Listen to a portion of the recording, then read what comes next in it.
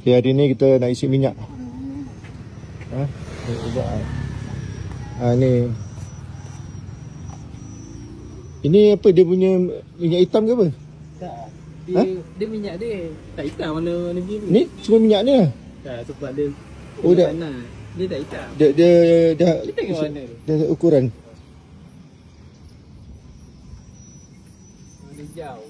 Hijau. Hijau.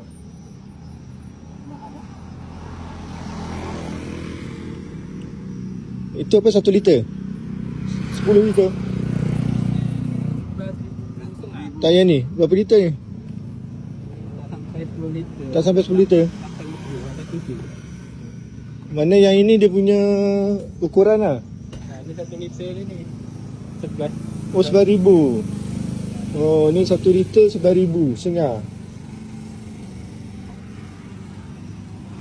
Ni harga minyak. Ni 3 liter 34,000.